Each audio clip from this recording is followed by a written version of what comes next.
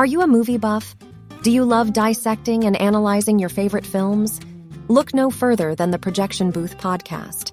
Join host Mike White and a bevy of guest experts as they explore the history, themes, and legacy of cult classics, obscure gems, and mainstream hits. Join us every week for a unique and engaging look at your favorite movies. So sit back, grab some popcorn, and tune in to the Projection Booth podcast, available on all major podcast platforms.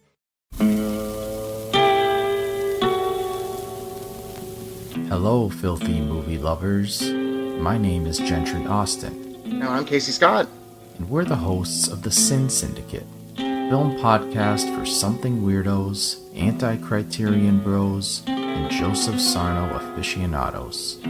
Join us semi-weekly as we peer into the adults-only theaters and sticky-floored cinemas of the golden age of sexploitation, when the morals were loose, the laws were murky, and the intercourse was all simulated.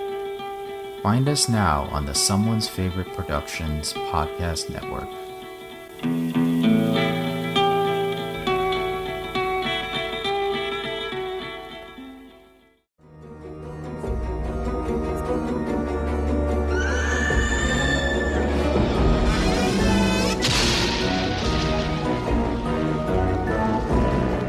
Hello, creeps. It's me, John Kassir, the voice of the Crypt Keeper, and you're listening to Chronicles from the Crypt.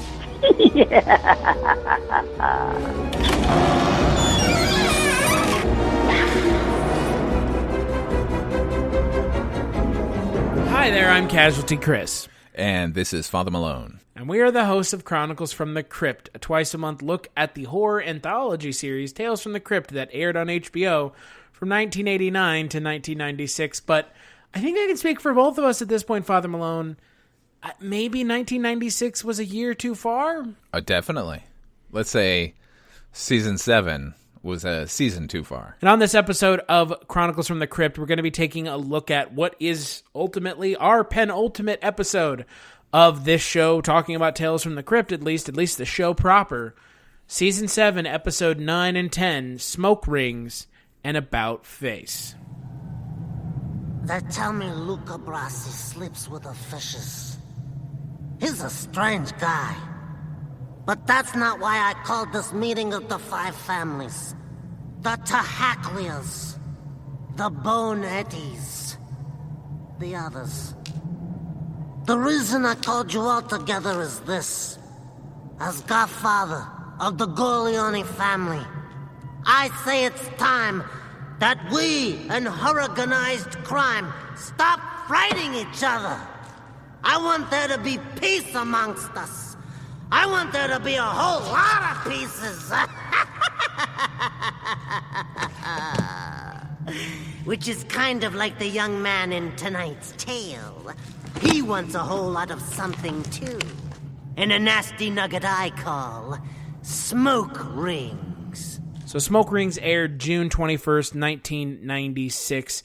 It is directed by Mandy Fletcher, written by Lisa Sandoval, and it stars a lot of folks, but the ones that you're going to recognize right off the bat are going to be Daniel Craig and one of my favorite character actors, as I know you like him as well, Paul Freeman. Oh, love Paul Freeman. Not in this.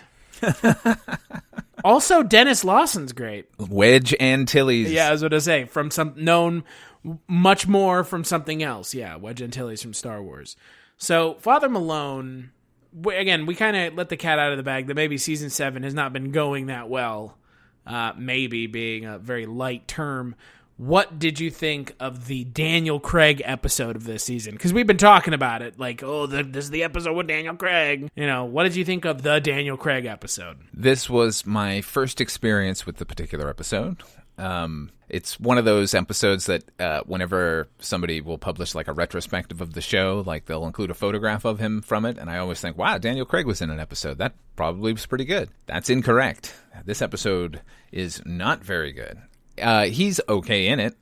All the acting, actually, is pretty much across the board good. Yeah, it is the plot of this episode that actively works against it. It really does. And so let me just say, Smoke Rings is not based on Tales from the Crypt. It's based on A Vault of Horror, number 34, written by Al Feldstein and art by Reed Crandall. It is similar in that it's about an advertising firm. In the comic, however, it's a guy who approaches a female copywriter at an ad agency because he has a great idea for a new way to advertise, a billboard for cigarettes that actually shoots out smoke rings to grab the attention of people. And she thinks it's a great idea, so she leads him on that she's going to sell the idea and then they're going to split the money, but really she just wants the money for herself. So most of the comic is her just constantly convincing him that everything is still on the up and up when it's not, until the point where they've built the billboard and the guy isn't going to take it anymore. He knows that she's trying to screw him, so they meet at the billboard itself, and the smoke rings that come out of the billboard are made from steam, which there's a giant vat in a little warehouse kind of structure underneath the billboard. That's where the steam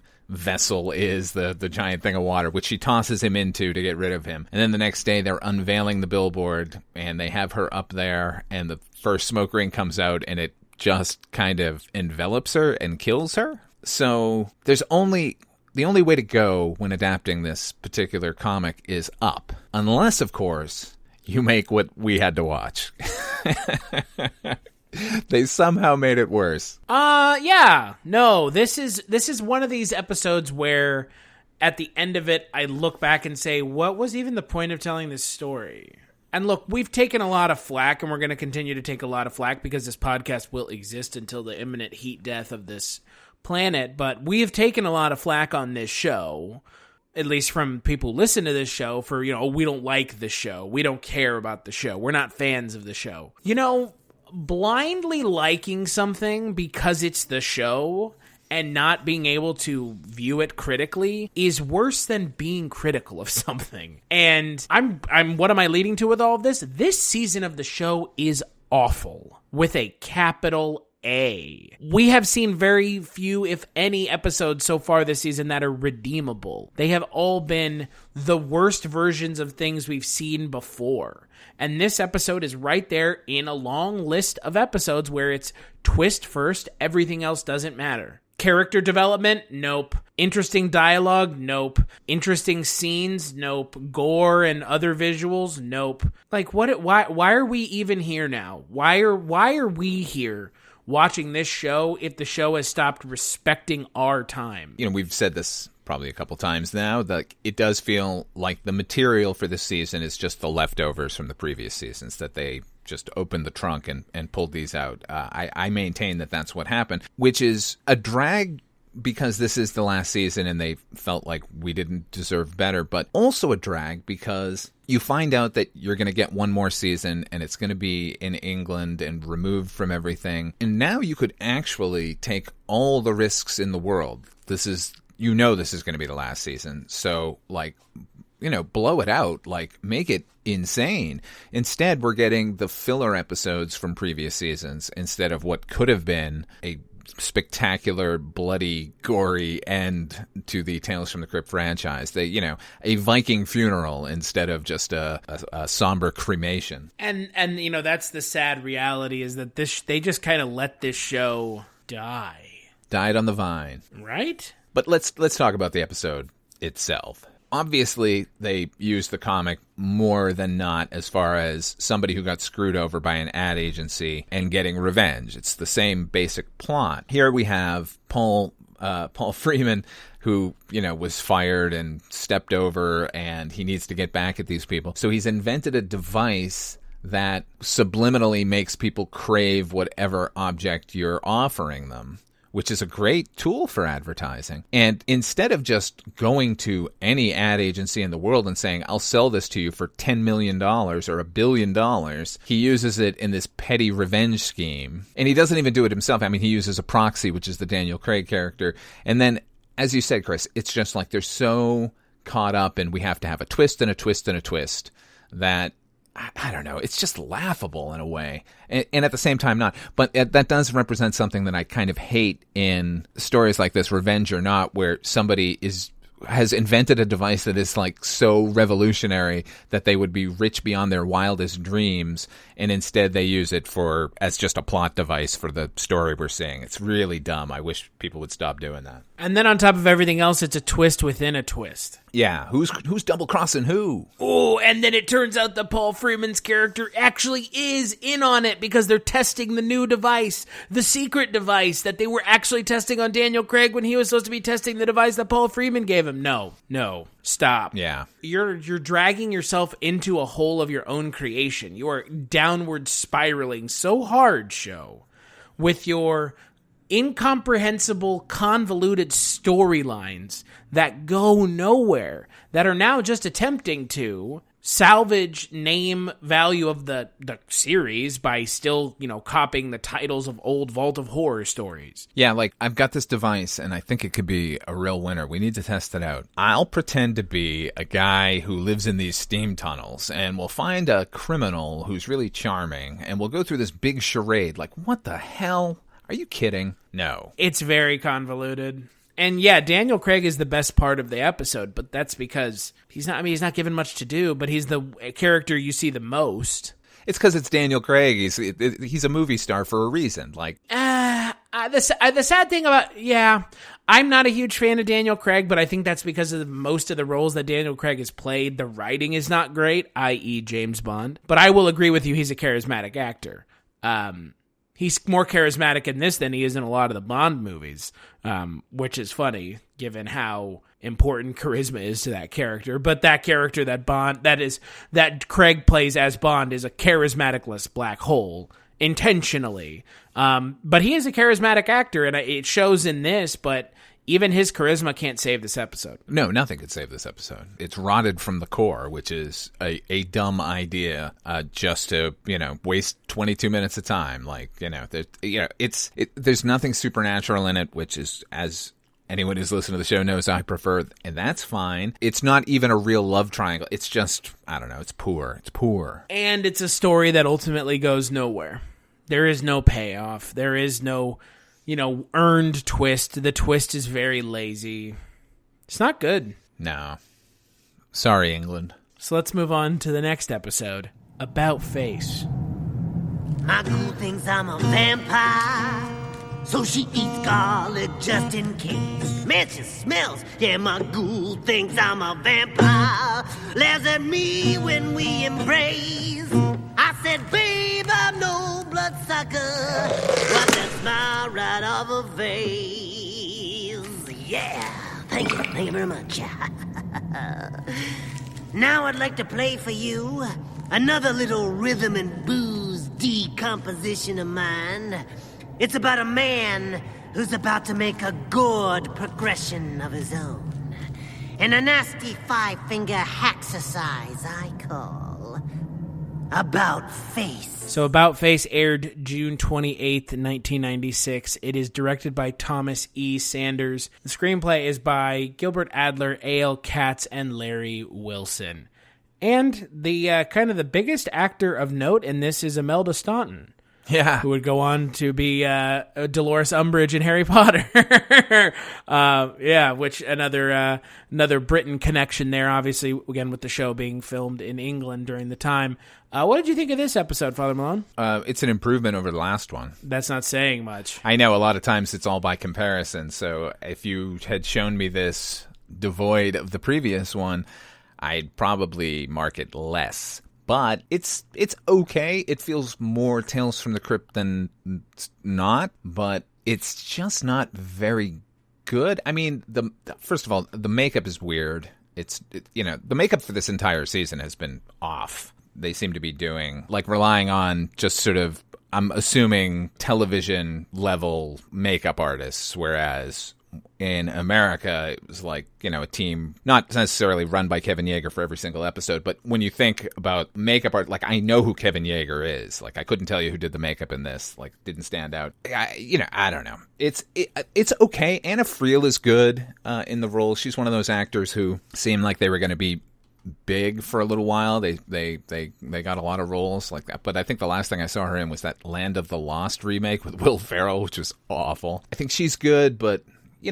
It's okay. It's good as like a little bit of a shocker, I suppose. Like, okay, this is A Haunt of Fear 27, written by Carl Wessler, drawn by Graham Engels. The story is effectively the same. It doesn't sort of have the take on like this priest and his wife. Like, that's not in the original comic. The original comic is just a guy, and he's married to his wife, and she gives birth to twins, and they tell him that one twin is so horrible that he should never see it. And then and then the comic goes 15 years later, and which is just ludicrous, because how would you not see both of your daughters at one time in 15 years, no matter how stringent the wife is in keeping you from them? And then he decides that he needs to kill the one so that the other one can be happy or something. I don't know. It's really bad. I view the episode as an improvement over the last episode and as an improvement of the source material. But that doesn't necessarily mean it's that great. I mean, what do you think, Chris? It's bad. I mean, it's just not good. It's another one of these love triangle stories with a twist that comes out of nowhere, that adds nothing, that ultimately makes me question what was the point of telling this story if this was always going to be the twist. I'm so sick of this, the twists in this show just not having a purpose. And then you have these poor actors in the show like Imelda Staunton, who's a great actress, and she's just sitting here like looking at the screen like, help me, I'm being held hostage. Yeah, I like the interplay when the bad twin would sort of come out and menace them. Like, I thought that was pretty good. But as you said, the twist is eventually just predicated on a deformity, and like that's enough of a shock. And is it? No. Like, I'm not saying it needed to be more, but it kind of needed to be more. Yeah, I would agree. I think it needed something. It needed something to offset how generic the setup felt. Oh, you have a sleazy priest. Man, we've never seen that one before. Oh, and he's, going around and acting more pious than everyone else, but it turns out he actually has 2 daughters. Man, this is such a unique story that you're telling. Yeah, it's really somebody who, wanted to take a jab at organized religion, and I don't have any problem with that as long as it's something original, and this was not. It's exactly what you said. Like, oh my God, this guy is actually like a licentious prick and he preaches the gospel. Like, how many times have we seen that? Like, 1,000,000 times. Exactly. That's exactly it. And the story is so not even the caliber of Tales from the Crypt at all. At all. It's not a caliber of even some of the stories that they were telling in season 6. This is so much more generic than this show deserves. Yeah, if we had to subtitle this entire season, it's these actors deserved better. We've said that for previous seasons, certainly, but it's always on an individual basis. Like, there are highs and lows, and in the lows we tend to commiserate with the actor who had to portray the part. But here it's like every single episode, it's like, wow, these are good people. Like, I'm excited to watch them do their thing, but they're not given anything character-wise, and ultimately if they were just ciphers as characters and the plot was interesting, then we could root for that, but they kind of cut their legs out from under them at the get-go. What can we tell you, folks? I think my exasperation with this season is really... I'm disappointed by the fact that it was all true, the things I really didn't remember about season 7, because I had seen it, I just didn't remember it. Mm-hmm. Man... Like, this really is the worst season of the show. Yeah, it kind of is, and without comparison. Yeah, it's stultifying. It's shocking how just kind of across the board, it's the most rote Tales from the Crypt stories you could imagine. And on top of everything else, you have characters who are being written in such a way that the actors who are portraying them are having to essentially just look around and ask themselves, like, why am I even doing this show? The scripts are not even giving these actors anything to do. Yeah, ultimately, very disappointing. It's wild. It's wild how cheap the show looks now. It's wild how poor the writing is. It's wild how poor the directing is, how it all looks like a set. It all looks very set-bound now. Like, man, the stark contrast from season 6 to 7 is just, it's so, I didn't think it was going to be this obvious, but man, it's been obvious and slowly declining. Yeah, the first couple episodes of this season, they were avoiding some of those pitfalls. They seemed to be out on location, and it was interesting looking. And even if the episode wasn't spectacular, there was some good visuals going on. But it's like this slow decline where any little joys you could snatch from some of the earlier parts of the season are now stripped away entirely. And now it's everything I don't like about Tales from the Crypt. Like you said, like to me, no matter the story, if it's shot well, I'm gonna at least derive a pleasure from that it doesn't look like it's a bunch of actors standing on a sound stage and it's overlit, and you get the sense when you see something like that everyone's just waiting for lunchtime, and in these past few episodes and obviously on into the future, it's been kind of a drag how workmanlike it's been. It's funny because if the plot's not good and it's shot well, then I can kind of give it a pass, or if it's like a really well-written episode and the production value ain't great, then I'll give that a pass. But this is aiming for the first baseline. It's not, it's like they're not swinging at anything here. They're just sort of, everyone seems to be cashing a check. And what's a particular drag about that is, these are a lot of really good actors, and in some cases, actors who hadn't yet kind of made it. So they're hungry for this kind of a role where they get to do their stuff, and then they're not really given anything to do, so they just sort of go back into anonymity until their big break. This could have been their big break had the series supported them in a way. Oh, I completely agree. I mean, that seems to be, for me, the biggest kind of shame of this show is just how much it is wasting the time of people who need this kind of work. And like you said, these people they want to be successful. I mean, good Lord. Imelda Stanton, she wasn't the star that she was then, or now. She wasn't then. She wasn't the star then that she's now. Neither was Ewan McGregor. Yeah, or Ewan McGregor, or Daniel Craig, and it's like, Jesus Christ. Steve Coogan, Eddie Izzard is in an episode coming up. There's a lot of really good talent on the way, or that we had gotten, but ill-served. Yeah, 100%. And I mean, in the next episode we talk about, is that the one that has it's the one that has Eddie Izzard and Ciarán Hinds and Alan Armstrong? It's probably not going to be good. Oh, you'll have to tune in and see.